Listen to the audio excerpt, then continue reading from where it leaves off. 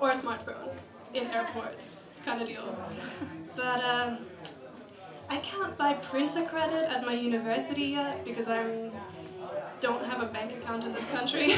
So yeah, you know, I had to painstakingly copy out every possible poem by hand, and that was lots of fun.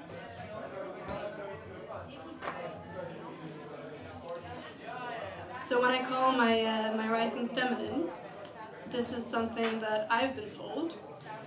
I'm not sure what exactly constitutes feminine writing. I reckon probably it's because I write a lot about love and emotions and feelings, which is a synonym for emotions, I guess.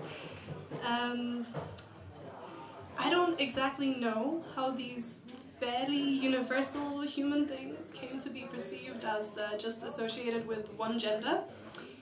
That's, you know, probably years and years of emotional repression of males by the patriarchy and all that fun stuff. So, yeah, feminine writing coming up, apparently.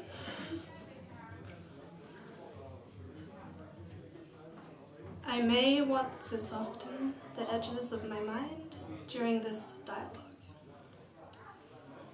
I may want to smoke an exceptional cigarette, or maybe something stronger.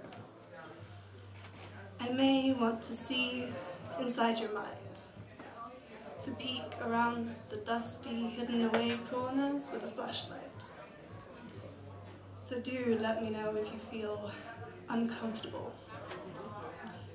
I may talk in wine-illuminated circles about life and death, and the past and the future, about ideas and swings and roundabouts, anything really, to avoid talking about the here and now.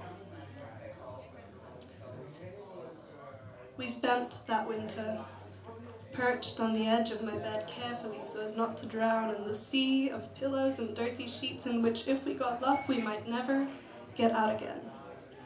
Peeling oranges with love in the tips of our fingers, creating two slightly unequal halves.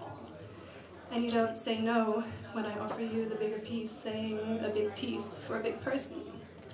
Smiling at the sweetness and the sticky trails running down our chins, and the love of the moment, which makes me forget for one blissful second to wonder where the two of us will be in the future, makes me forget my inability to disentangle the threads of time, like when the future fills the present to the brim with its demands, and like when the past weighs so heavily you can't take a step forward. For I'm always lugging a past you around with the present you, carrying a jealousy of every loving moment you've had with someone who isn't me here and now. A jealousy of a you who doesn't love me, a you who doesn't know me, a you who has nothing to do with you, sitting in front of me now, wondering why my eyes have clouded over and I'm traveling through time and space only to reach a place that I hate.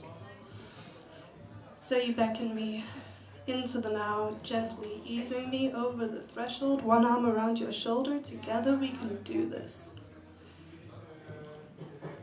I spent that summer floating on a sea breeze towards the end of us and sweating the salt and the stress out of my body. We've gone from halved oranges to bottomless watermelons in disbelief that the future we planned for so long is the same present we're living in now, containing all the things we imagined and quite a few we didn't. Like the beauty of the sea and the intensity of the sex. And the grains of sand perpetually stuck in our sandwiches. The particular stickiness of combined sweat and salt water, which is far less sexy than it sounds. And the logistical problems of finding somewhere to shit when you're camping on the beach. And the awkwardness of broaching that subject with the person that you're sleeping with. But somewhere in the distance, a dude in a hat is strumming the guitar gently. You couldn't make this shit up, but it happened to me, and the days stretch out endless before us, even while the end is so near, I can almost touch it.